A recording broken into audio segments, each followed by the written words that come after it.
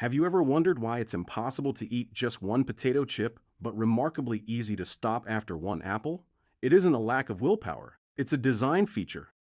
In the last decade, researchers have identified a phenomenon called neural circuitry hijacking. By using specific combinations of fat, sugar, and sodium rarely found in nature, food engineers have created what scientists call hyper-palatable foods.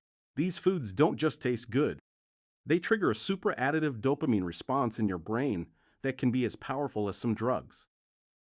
Today, we are analyzing the data behind the hedonic trap. We're going to look at how these snacks physically inflame your hypothalamus, how they deleverage your nutrients, and the specific scientific reason why your brain stops listening to your fullness hormones. By the end of this video, you'll understand the engineering behind your cravings and how to reclaim your brain's reward system.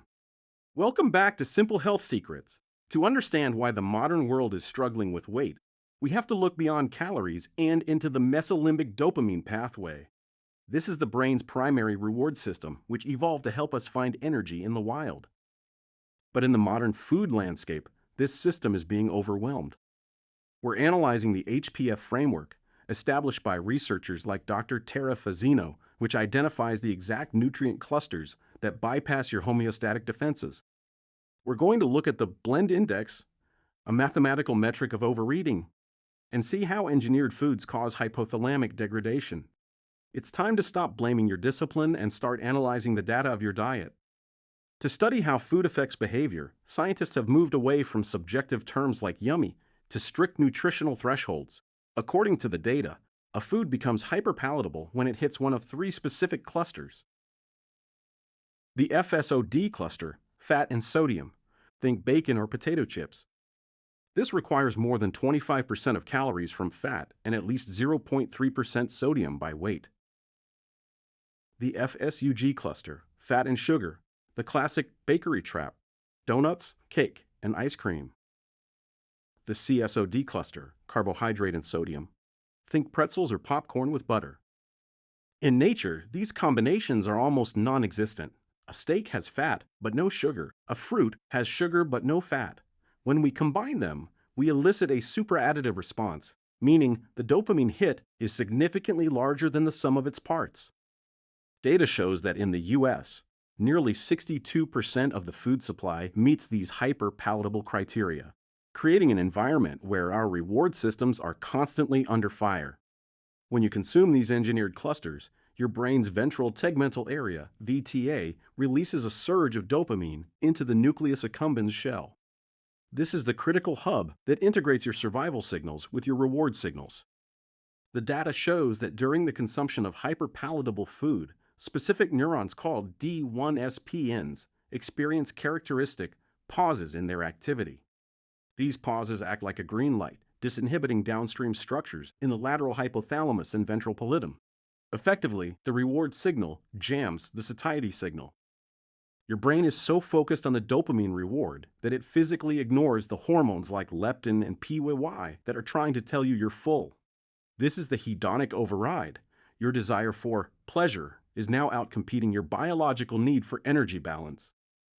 The trap goes even deeper. Overconsuming these foods doesn't just change your mood, it causes molecular damage. Saturated fatty acids, which are highly concentrated in the FSOD cluster foods, can cross the blood-brain barrier and activate microglia, the brain's resident immune cells. This triggers a pro-inflammatory signaling cascade in your hypothalamus within days of consumption, long before you even gain weight. This leads to gliosis or glial scarring in the arcuate nucleus. This scarring physically disrupts the architecture of your POMC neurons, which are responsible for processing satiety signals. Essentially, the hardware of your appetite control is being damaged. This induces leptin resistance, making your brain blind to your fat stores and keeping you in a state of perpetual hunger. How do we quantify this in a meal? We look at the blend index. This mathematical metric measures the equality of energy from carbohydrates and fats. A high blend index means a highly balanced equal mixture of both, the hallmark of ultra-processed food engineering.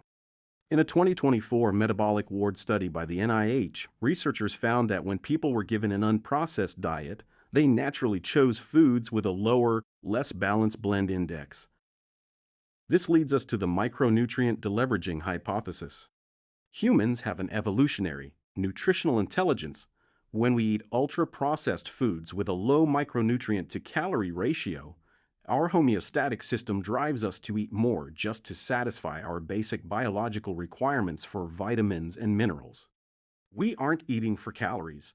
We are overeating calories in a desperate search for the nutrients that have been engineered out of our food. So, how do we hack the trap? We use the data to build a defense. Lower the blend index. Prioritize whole foods that are predominantly one macronutrient, like lean proteins or fibrous vegetables, to avoid the supra-additive dopamine hit.